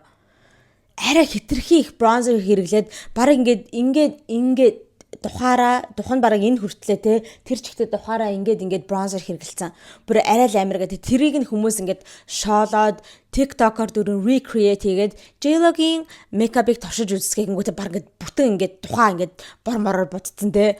Тим юм хошоо скетүүдийг хүмүүс бас айгүй хийж байгаа. Тэрнэр хараадсэн чинь ахуулсан зургнуудаар нь хараадсан чинь нэр арай дэндүү хитрхи бормор ингээд харагдаад байлээ. Тэгэд тийм бас хошин зүйл болсон. За дараагийн мэдээлэл маань та бүхний хүсэн хүлээж исэн намайг яриад өгөөч гэдэг аюу холон хүмүүс димээр асуусан хэрэг явдал байна. Энэ бас саяхан л гарч ирсэн. Яг л намайг нааша ирэх гэж хахад гарч ирсэн мэдээлэл байгаа. За энэ болохоор David Beckham болон Victoria Beckham тэдний гэр бүл үр хүүхэдтэй Brooklyn Beckham энтрийн тухай амар хэрэг байна. Одоо гэр бүлийн feud, family feud. За юу болсон бэ гэхээр та нар мань бас мэдж байгаа байх. маш олон жилийн хугацаанд одоо тий бас сүүлийн нэлээд олон жилийн хугацаанд эдний гэр бүлийнхэн чинь хүүхдүүдтэйгээ бас жоохон харилцаа муутай энэ гэр бүлийн Бекмийн гэр бүлийн тухай ингээ ховж ивэд ингээл яваал тий ингэсэн тэгсэн гээл тий хүүхдүүдтэйгээ муу харилцаад байгаа ялангуяа том хүү тий Бруклинтэйгээ муу харилцаатай байгаа бла бла бла бараг л өстө хоорондоо харилцаа болцсон энэ дээрээ гэл айгүй ховж ивэд ингээд гарч ирээд байсан. Тэгээд тэр нь одоо бүр ингээ хурцсан гэсэн. За яасан гэхээр та нар бол мэдж байгаа тий би одоо энэ хоёрын тухай ингэж нэг танилцуулаад авах шаардлагач байхгүй. Гэхдээ яг нэг хов болохоо дээрээ ерөөс энэ хүмүүсийн тухай ярьж байгаагүй болохоор хальт ингэж хэлчихэд Дэвид Бекхэм ч юм бол угаасаа ойлгомжтой шүү дээ. Үнэхээр гайхамшигтай хөл бөмбөгч хүн байгаа. Тамирчин гайхалтай. Тэгээд Victoria Beckham-ыг бол бас мэдгүй хүн байхгүй те. Үнэхээр гахалтай, үзэсгэлэнтэй, гоё эмэгтэй, Spice Girls-ийн гишүүн байсан. Тэгээ одоо ингээд дизайнер хийгээд хувц зохион бүтээж мөтэйгээд те айгу гоё амжилттай явж байгаа. Тэгээд энэ хоёр ч юм бол ингээд анх get together хийсэн цагаасаа хойш бараг л те the it couple байсан шүү дээ те. Холливуудын ертөнцийн одоо энэ одын ертөнцийн хувьд бол дандаа ингээд айгу тийм strong marriage, strong одоо тийм companionship-ийг харуулсан гэж хүмүүс ярьдаг те. Ингээд ерөөсөө салж малж завартаад байдаггүй те. Энэ хоёрын тухай янз бүрийн тийм муухай rumor-нууд гараад ингэсэн гэлээ, өөрийгөө cheat хийсэн гэсэн тэгсэн гэл тиймэрхүү юмнууд гараад байдаггүй. Өстой жинхэнэ power couple байдаг байсан. Тэгээ энэ хоёр ч айгу удаж байгаа шүү дээ. 25 жил болж байгаа. 1997 онд анх яг үерхэж эхлээд тэгээ 2 жилийн дараагаар 1999 онд гэрэлсэн байгаа. Тэгэл энэ хоёр ч бараг л love at first sight энэ гэж ярьдаг ч гэдэг. Бахны харцаар хараад урсан гэдэл те. За тэгээд энэ power couple маань нийтдээ 4 хүүхэдтэй. Тэгээ хүүхдүүд нь бол угаасаа айгүй одоо том болчихсон хүүхдүүд байгаа. Хамгийн том хүн одоо энэ Brooklyn Beckham гэ залуу байгаа юм а одоо энэ асуудлыг үүсгэж байгаа. За юу болсон бэ гэхээр энэ олон жилийн хугацаанд ингээд иймэрхүү rumor-нууд явдаг байсан ч гэлээдээ энэ эдний гэр бүлийн тухайд ингээд хүүхдүүдтэйгээ харилцаа муутай энэ гэж ярьдаг байсан ч гэлээдээ яг тийм ингээд Max-н тийм те баталгаач юм уу те нэг хүн гарч ирж өстой би энтэйгээ муудалцж байгаа энэ гэд хэлээд ч юм уу те эсвэл хүүхд нь гарч ирж би ээж аваад дургуйч гэдэг юм эсвэл ээж аав гарч ирээд л те манай хүү ингээд байгаа ч гэдэг юм уу те тийм яг тийм confirmation байхгүйсэн шүү дээ. Бараг л зүгээр л ингээл тэгсэн гэсэн хүмүүсийн нөгөө цуу яриа дам яриа байсан. За тэгсэн чинь одоо өстой жинхэнэ confirmationтэй болоод тагсан заяа. Яасан гэхээр Brooklyn Beckham том хүн саяхан өөрийнхөө Instagram дээр айгүй олон тийм slide statement-ийг бичиж оруулсан байгаа юм. Тэрэн дээрээ болохоор зүгээр ингээд гэр бүлийнхаа хамаг муухай булхаа юу гэдгийг те ээж аваахаа ямар муухай хүмүүс үү гэдэг ингээд дийлгээд expose хийгээ хайчихсан гэсэн үг заяа. За тэгээ тэр нь айгүй урт юм заяа. Гэхдээ хальт та нартаа ингээд уншаад орчуулад өгөхөд бол те би одоо айгүй олон жилийн турш чимээгүй явсан. Ерөөсөө өөрийнхөө одоо энэ хүү зовлон гэж ярьдаггүй байсан. Ягаад тэгэхээр ингээд өөрсдөө гэр бүлийн энэ хүү зүйлийг ингээд нууц байлгая, private байлгая гэдэг айгүйх ингээд төвчж явсан. Гэхдээ үнэхээр одоо чадахгүй нь ягаад тэгэхээр манай ээж аав хоёр болон тэдний одоо менежмент багийнхан тим нь бүр ингээд үнэхээр 50 байлахгүй маань би болон миний эхнэрээ 50 байлахгүй ингээд юм л болоод хэвлэл мэдээлэл рүү очиод худлаа мэдээллүүдээ те бид хоёрын нэрийг одоо ингэж үгүй хийсэн харлуулсан тим мэдээллүүдийг нийтлүүлээд байгаа болохоор надад бол үнэхээр арга алгаа би ингээд өөрийнхөө үннийг яг үнэн юу болсон бэ гэдгийг ингэж гарч ярьж дэлгэмээр байна. Дэлгэхийг хүсэж чинь тийм учраас одоо ингэж тавьж гинэ гэж хэлсэн байгаа юм. Би одоо ингэж өөрийнхөө гэр бүлтэйгээ бол ингэж буцаж reconcile хийх буюу буцаж эвлэрхийг бол ерөөсөө хүсэхгүй байгаа. Тэгээд би цаашдаа ерөөсөө ингэж гэр бүлэрээ контролдуулмааргүй байна. Тэгээд би анх удаага амьдралдаа өөрийнхөө төлөө ингэж босож тэмцэж гарч ирж байна. Миний амьдралын турш бол манай ээж аав хоёр бүх зүйлийг ингэж контролддог байсан. Ингээд бүх нервийг ингэж контролдож ямар зүйлийг хэвлэмдэлд гарах уу, ямар зүйлийг олон түмэнд ингэж гарах уу, ямар өгүүлэмжийг тавих уу, ямар байдлаар хүмүүст харагдах уу гэдгээ дандаа контролддог байсан. Тэдний хийдэг одоо бүх social media постууд нь family, гэр бүлийн ивентүүд ч гэдэг юм уу те, тийм зүйлүүд бүгд дээрээ айгүй хуурамч. Зүгээр social media олон нийтэд харуулахыг хүссэн тэр одоо өнцгүүд нэдэг. Тэрнээс шул яг үнэхээр манай гэр бүлийн яг жинхэнэ амьдрал бол тийм байгаагүй. За тэгээд би сүүлийн үед бол айгүйх ажиглаж байгаа. Манай ээж аав хоёр бол үнэхээр те өөрсдийнхөө хүснээр бүх юмыг байлгахын тулд ямар ч зүйлийг хийхээс буцахгүй юм байна. Ямар ч зүйлийг очиод хэвлэл мэдээлэлд худлаа зүйлийг нийтлүүлж чадхаар хүмүүс юм байна гэдгийг бол би айгүй ингээд те өстой ясмахандаа шингэтэл те одоо сурж авлаа, харж авлаа энэ гэж нэг тийм битсэн юм байна лээ. Тэгээд энэ хоёр бол ингээд өөрсдийнхөө хурамч байдлыг бол айгүй олон жилийн туршид ингэж халахалж явж байгаа гэж байна. За тэгээ цаашлаад манай аав ээж хоёр бол миний энэ хосын харилцааг тэ их нэртэйгээ энэ байгаа энэ хүү харилцааг бүр бит хоёрыг гэрлэхээс өмнөөс эхлүүлээд л бүр ингээд энэ харилцааг үгүй хийх хүсэж исэн. Бүр ингээд аюух оролдлого хийж исэн. Одоо жишээ нь гэх юм бол манай ээж Николагийн одоо эхнэрийн манай эхнэрийн хурмын дашинзыг хийж өгөх гээд ингээд аль үшээ тохироод ингэсэн байж ийснаа хамгийн сүүлийн мөчөд хамгийн last minute-тэй аюу хуримтай ойрцсон байхад би хийхэ боллоо хийж чадахгүй гэж хэлсэн. Тийм учраас одоо манай эхнэртэй өстой сандраад өөр одоо дизайнер болох шаардлагатай болсон аюу хэцүү байсан. За тэнгүүдээ яг миний хурим болохоос хэдэн 7 хоногийн турш бүр манай ээж хоёр намайг айгүй их ингээ pressure хийгээд дарамтлаад чи өстой юу өөрийнхөө нэр дээрх хамаг одоо эрхийг одоо эрхээс татгалзаж байна гэдгээ бүгдийг нь ингээд энэ дээр гарын үсэг зураа гэд бүр намайг аюу pressure хийжсэн. Гэхдээ хэрв би тэгж зурсан байсан бол энэ бол үнэхээр миний ирээдүй болон манай эхнэрийн бит хоёрын ирээдүй болон бит хоёрын цаашдаа ингээд тэ ирээдүйд төрүүлэх хүүхдүүд маань хүртэл ирээдүйд ингэж муугар нөлөөлөх байсан. За тийм юм хэлсэн байна. Тэр нь болохоор юу гэж хэлэх гээд байгаа вэ гэхээр те өөрийнхөө одоо энэ Бекмийн гэр бүлээс энэ хүүд нь очиж байгаа одоо эд хөрөнгөний тэр юу вэ те тэр бүгдээс ингэ татгалзах гэл амар тэгж хэлээдсэн байна. Тэгж одоо дарамтлаадсэн байна. Тэгээд хурим дээрээ яг нөгөө нэг хосууд чинь ингээд нэг ширээнд цудаг штэ те. Ингээд нэг ширээнд цуугаад тэгээд гэр бүлийнх нь ингээд яг ойр хавийнхын гэр бүлийнх нь бас ингээд сууж муугаад тэгсэн чинь юу яасан гинэ энэ Brooklyn болохоор өөрийнхөө найны асрагч Sandra болон Никола эхнэрийнхаа бас одоо Нони гэж байгаа байхгүй. Нони гэдэг нь одоо энэ одоо англи гэдэг нь яг Америкийн англи хэллэг биш. Яг англи хэллэг болохоор би сайн мэдгүй. Нони гэдэг нь одоо бас л нэний асрагч энтрэл гэсэн үг ах гэж би бодож байна. Энэ хоёр хүнийг энэ хоёр одоо асрагчаа ингээд өөрсдийнхөө сууж байгаа ширээндээ ингээд суулгахыг хүссэн байл та хурим дээрээ. Яагаад тэгэхээр тэр хоёр эмэгтэй болохоор хоёулаа нөхөргүй юм байна. Одоо нөхөр нь асурсан ч юм уу тийм учраас жоохон өөрсөнтэйгөө ойрхон байх гад ганцаарангийн байлгаад яах вэ гэд өөртөөхөө ширээн дээр ингээд урьсан гинэ. Team arrangement хийсэн гэж.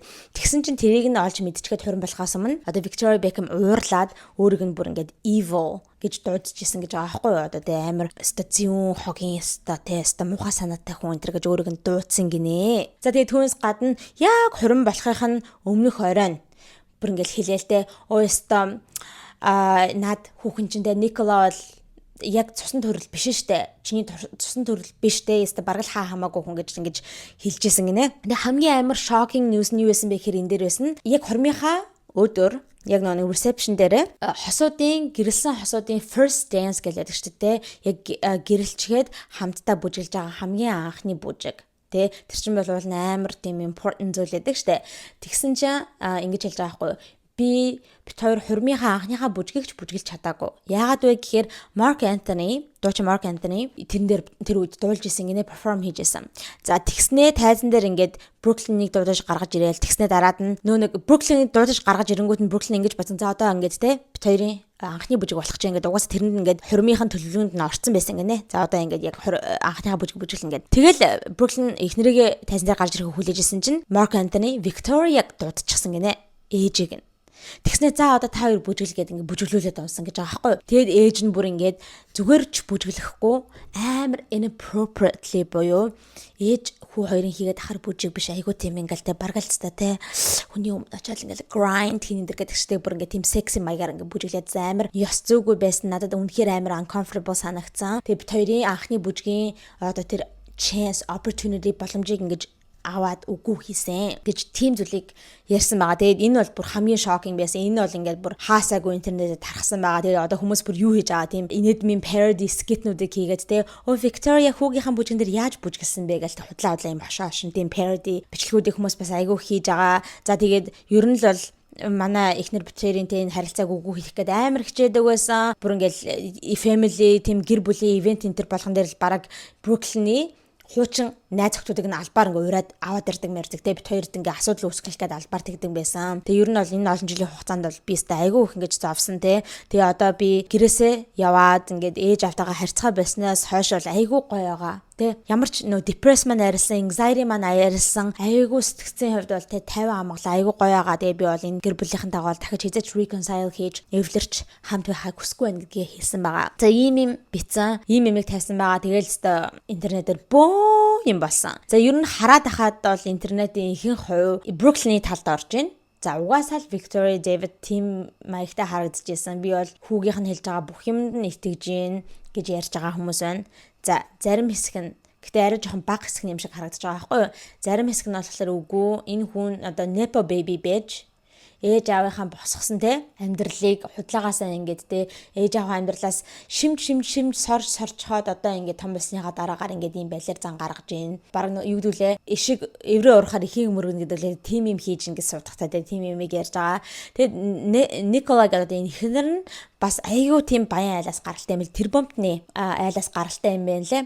Тэгэл энэ Николаг бас те Николагийн гэр бүлийнх угаас айгүй зөвөн амьтад байдаг юм айгүй тийм муухай тэр бомтон те зөвөн саанд тэр бомтнууд байдаг юм угаасаа наадуулт чинь ч гэсэндээ итгээд хэрэггүй мэрэггүй гэл баахан юм ярьж илээ. За тэгээ үүний дараагаар нь яг Victoria Beckham ч юм уу David Beckham ч юм уу яг тийм албан ёсны бол те ингээл энд хандсан энэ ч худлаа шүү гэдэг юм уу те ингэсэн юм мэдээлэл дээр хийгээгүй гэхдээ хэдэн өдрийн дараагаар нь яг энэ зүйл тавигдсанаас нэг хэдхэн өдрийн дараагаар David Beckham Squawk box гэдэг нэг тийм нэвтрүүлэгт оролцсон юм байна л л дээ. Тэр нэвтрүүлэгт ингээд оролцож байхдаа ярьцлага өгж байхдаа хальт нэг юм имийг хэлсэн байхгүй юу. Тэгээ энийг болохоор хүмүүс бас тэр ситүэйшний тухай те Brooklyn-ийн тухай яриад ингэж бодсон. Юу гэж хэлсэн бэ гэхээр хүүхдүүд бол те mistake хийдгээ, тэгээ алдаа гаргадаг. Гэхдээ хүүхдүүд алдаа гаргах эрхтэй. Эцэг эхчүүдийн хувьд бол те ингээд бид нэр хүүхдүүдээ алдаа гаргахыг зөвшөөрөх хэрэгтэй. Яагаад тэгэхээр хүүхдүүд чинь алдаа гаргаж иж тэрнээсээ суралцдаг байхгүй юу да. Тэгэхээр бид нар бол те зөвшөөрөх хэрэгтэй алдаа гаргахыг гэж нэг тийм зүйлийг хэлсэн юм байна лээ. Түүнээс гадна бас social media-гийн тухай яриад би хүүхдүүдтэй бол хэлдэг. Social media платформуд айгүй тийм зөвөр ашиглаарай, зөв зүйлд ашиглаарай. Тэгээ муу зүйлд ашиглаад хэрэггүй шүү. Одоо чинь би гэх юм бол өөрийнхөө social media платформыг ашиглаад UNICEF-т дуу хоолойгоо оруулаад advocate хийх гэж ингэж ашигладаг антер гэсний тийм зүйлийг ярьсан байлээ. Тэгээд энэ минь ярьсан зүйлүүдийг нь бол бас жоохон subtle маягаар ингэж тэр хүүгийнхаа тухай ингэж те address хийж ингэж бодсон байгаа. Тэгсэн чинь бас хэдэн өдрийн дараа 2-3 өдрийн дараагаар нэг зурагчин залуу David Beckham-ийн хүүхдүүдийнхаа ингээ нэрийг шивүүлчихсэн. Нуруунд дээр шивэстэй юм байна лээ. Тэгээ хүүхдүүдийнхаа нэрийг шивүүлчихсэн. Тэр айгүй олон жилийн өмнөх зургийг ингээ тавьсан байсан байхгүй юу? Гиг үнтгэл ингээ тавьсан байсан. Тэгсэн чинь тэрний доор нь David Beckham ингээ юу яагаад коммент үлдээгээд good memories тэгээ сайхан дурсамжууд гэд ингээ бичсэн байсан. Бас Victoria Beckham коммент үлдээгээд brings back great memories гэж биччихсэн байсан. Айгуу сайхан дурсамжуудыг минь одоо иргэн санууллаа гэсэн тийм утгатай комментыг биччихсэн байсан. За хүмүүс бол энийг бол бас л юу гэж бодож байгаа юм? Manipulation tactic. Тэ David Beckham, Victoria Beckham хоёр албаар энэ зураглаачийг за чи миний тэр зургийг тавиад хаа тэг би ингээ коммент бичнэ хүүхдүүдтэй стил хайртай энэ гэсэн ухаантай тэ тийм юмыг олон нийтэд харуулах гад ингэж пост хийлгүүлсэн байхаа гэж бодож байгаа. За тэгсэн чинь том удалгүй бас page 6 энэ дээр иймэрхүү нийтлэл гараад ирсэн. Тэр нь болохоор шүү дээ. Brooklyn-ийн ярьсан тэр нэг хурим дээр их нэртэйгээ анхныхаа бүжгийг хийж чадаагүй энэ гэдэг нь бол худлаа зүйлээ. Brooklyn Nicola хоёр хоёулаа анхныхаа бүжгийг хийсэн. Энэ хоёрын анхныхаа бүжгийг хийсэн дуу нь бүжгэлсэн дуу нь болохоор Can't Help Falling in Love гэдэг байдаг шүү дээ. Тэр дууг South African одоо өмнөд Африк улсын нэгэн дуучин хурим дээр нь дуулсан юм байна лээ. Тэр үед нь ингээд энэ хоёр анхныхаа бүжгийг хийсэн байсан юм аа. Mark Anthony-г дуулж явах үеэр бол ерөөсөө анхны бүжиг хийнэ гэж одоо төлөвлөгдөөгүй байсан. Тэр үеэр болохоор Mark Anthony ингээд перформ хийж байхад бол Victoria гарч ирээд Brooklyn-тэй ингээд хамт бүжгэлсэн. Гэхдээ тэр үе нь болохоор яг нэг тийм гэр бүлийн бүжиглэлт байсан гинэ. Brooklyn ээжтэйгээ бүжгэлсэн.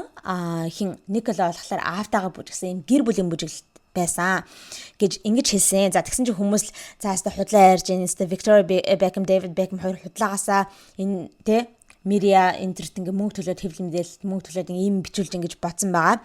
За тэгсэн чинь яасан гэхээр DJ тэр хурмынх нь DJ хийсэн DJ залуу болох DJ Fat Tony гэд энэ эрэгтэй гарч ирээд хэдэн өдрийн өмнө ярилцлага хийсэн. За тэр ярилцлаган дээр бол Brooklyn-ы хэлсэн зүйл бол тэ стейтэн дээр хэлсэн тэр зүйл бол үнэн гэдгийг хэлсэн байгаа. Ингэж хэлж байгаа байхгүй одоо ингээ Mark гарч ирээд Mark Anthony перформ хийгээд байж байхдаа ингээ зарласан гинэ Brooklyn-ыг дуудаад тэ тайзан дээр гараад ирэгээд. Тэр нь болохоор тэ уул нь бол энэ хоёрын анхныхын бүжигнээ явах хэрэгтэйсэн. Тэгсэн чинь Mark ингэж зарласан гинэ. Оо тэ одоо тайзан дээр би өстө the most beautiful woman in this room come to the stage гэж хэлсэн гинэ. Би одоо яг энэ цаг мөчөд энэ өрөөнд байгаа хамгийн үзэсгэлэнтэй эмэгтэйг ингээд урьж байна. Тэгэхээр нь хүмүүс бол тэ хэнийг л гэж bride-ийг тэ сүт псгог гэж бодсон чинь Victoria гэж зарласан гинэ.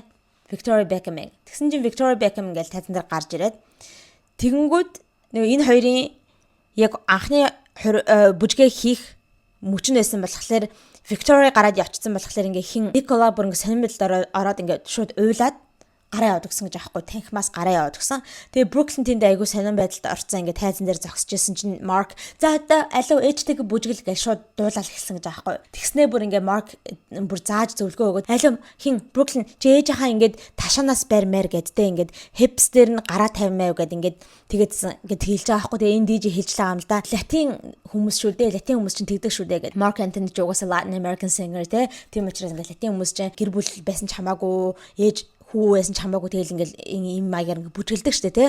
Тэгэж хэлж байгаа байхгүй тийм Latin type of dance гээл тий. За тэгээд үнэхээр awkward байсан. Тэр танхимд байсан бүх зочдод бол үнэхээр эвгүй байсан. Тухгүй мөч байсан гэж хэлсэн. Тэгээд ийм зүйлийг энэ DJ ингэж гарч иж ярьсан байгаа. За тэгсэн чинь хүмүүс бас энд нь 100% бол итгээгүй. Зарим хүмүүс нь бол угаасаа өстө Brooklyn-ийн хэлсэн үнэн байгаа эзтэй энэ гэж байгаа. Зарим хүмүүс болохоор ингэж байгаа байхгүй.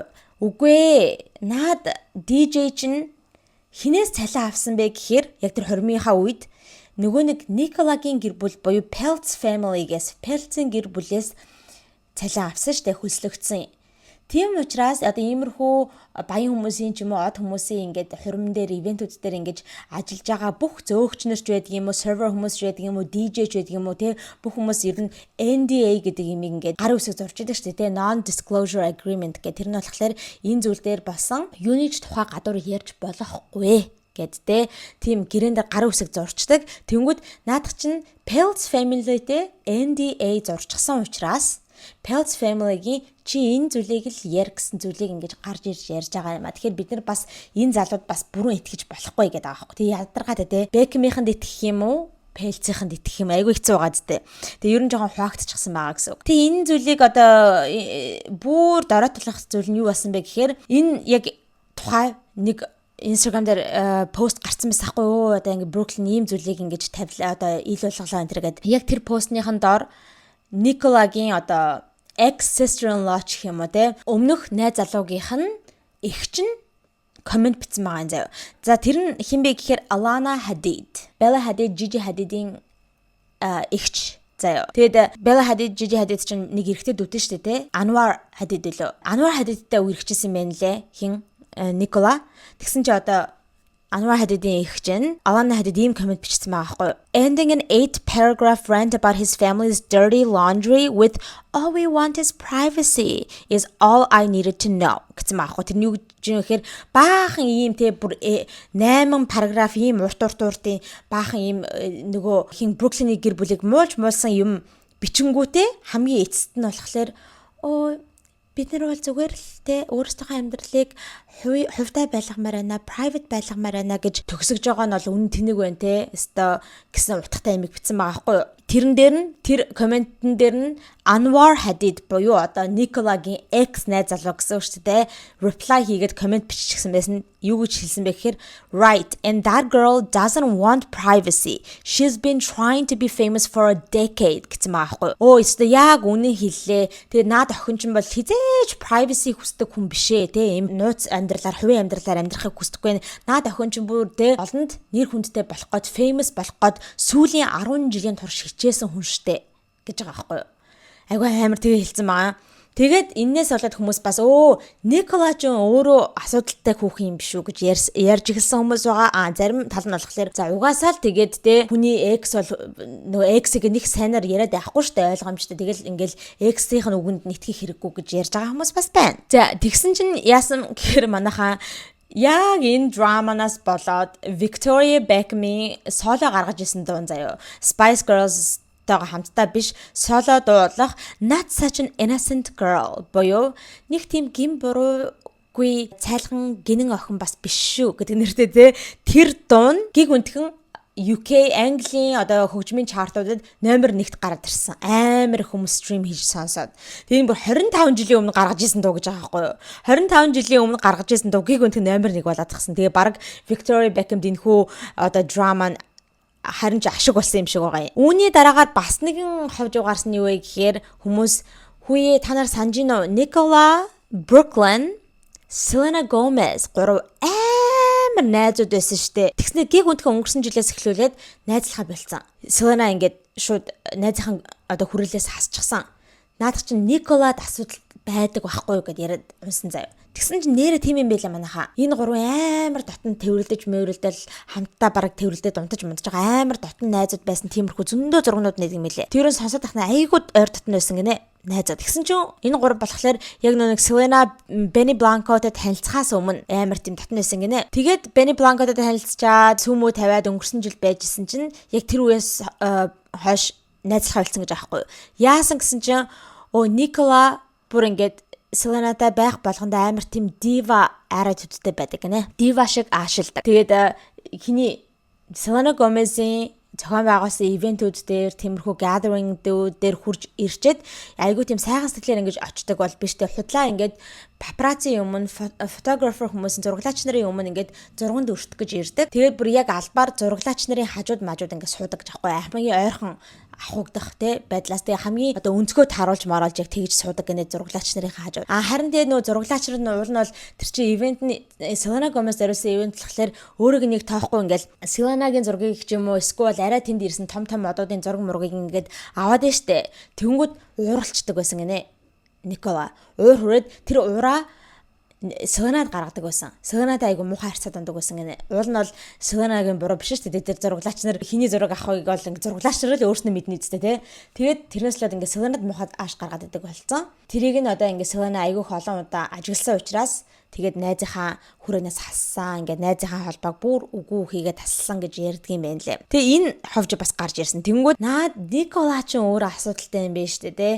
XD-гээ нөгөө нэг Anwar Hadid-тайгаа их чин тий тэр Hadid-ийн их чин за тэгэл Selena Gomez гэдэг ийм олон хүмүүс ингээд тургуцаад байгаа юм чи наад хүүхэнд чи өөрт нь асуудал байна. Тэгээд хайран одоотой ингээд Beckham-ийн гэр бүлийнхнийг бас ингээд ийм муухай байдалд орууллаа марууллаа гэдээ бас бүү юм болж байгаа юм байна. За манайха тэгээд та нар энэ тал дээр бас юу гэж бодож байна? Би бас энэ David-ийн гэр бүлийнхнийг тэгээ Beckham-ийн гэр бүлийнхнийг бол ерөөсө хов болох дээр ярьж байгаагүй. Ягдгүй л нөө нэг Америк одод биш болохоор те хөвчлэн нөгөө нэг Америк ододыг ярьдаг болохоор тэгэд нэг ярьдаггүй байсан. Тэгэхдээ энэ бол бүр амар газар аваад TikTok-оор бахан яваад хүмүүс надаас айгүй их асуусан учраас энэ хөө ховж ивэг нь ярьж өглөө. Тэгээд нэр юу гэсэн шүү манайхаа David Beckham, Victoria Beckham хоёр нийлж агаад нөгөө юу яах гэж гэсэн тийм tell all interview хийж магадгүй гэдэг тийм ховж угаараад ирсэн байлээ. Oprah Winfrey-тэй хамт сууж агаад нэг те хамаг болсон үннийг илчлээд те өөртөөхөө side of the story гэдэг ярина гэдэг нэг тийм ховж угаарч илээ. Түүнээс гадна Brooklyn Beckham memoir бичих гэж байгаа гэсэн. Өөрийнхөө амьдралаар те яг юу болсон энэ ингээд бичсэн тийм ном гарах магадaltaй гэдэг тийм бас явж исэн. За тэгээ та нар бол айланд нь итгэж байна. Victoria Beckham, David Beckham хоёрт итгэж гинөө эсвэл Brooklyn Beckham болон Nicola тэ ихнэрт нь итгэж гинөө. Нэр нэг юм хэлэх мартчих өнгөрсөн 12 сард бас гиг үнтх ингээл мэдээлэл гараад яна Victoria Beckham, David Beckham хоёр айгу муухай хүүгээ очоод ингээд unfollow хийчихсэн байна лээ. Гэт тэгэж гарч ирсэн. Тэгсэн чинь өөр нэг хүн тэ одоо Brooklyn-ийн дүүн гарч ирээд маргааш өдөр нь за битгий худлаа араараа те өстө худлаа мэдээлэл шүү наадах чинь манай ах Brooklyn нэг өглөөс эсэрсэн чинь манай ээж аавыг болон биднийг бүгдээрингийн блок хийчихсэн байсан. Instagram дээр. Тийм учраас ингээ unfollow хийсэн юм шиг харагдаж байгаа. Бид нар бол те манай ээж аав хоёр бол тэгж хүүгээ unfollow хийгээгүй блоклуулчихсан гэдгийг бол ингэж гаргаж ирж ярьсан байгаа юм аа. За ингээд манайхаа та бүхэндээ өнөөдөр ийм мэдээлэлүүдийг хүргэлээ. Ингээд Францаас, Парис хотоос та бүхэндээ ховоо хүргэлээ. За нэрээ тэгээд манай ихчийг follow хийгээрэй. Та нар ихэнд гарсныг харсан байх те. Тэгээд ихчийг маань бас Instagram дээр follow хийгээрэй. Тэгээд комментэн дээр манай ихчид зориулаад гоё юм бичээрэй. Юу гэж хэлэх юм? Bonjour гэж бичээрэй. За окей. Bye. За иймэрхүү мэдээллүүдийг би та бүхэндээ бэлтгэсэн байна. Хэрвээ бичлэг таалагдсан бол лайк дараарай. Channel дээрээ subscribe давж амжаагүй байсан бол subscribe дараарай. Тэгээ миний Instagram right here. Тэгээ Instagram-ийн минь даарай. За ингээд дараагийнхаа хоббол өхий булангаараа цоо шинхэн бичлэгтэй уулзлаа. Түр баяртай.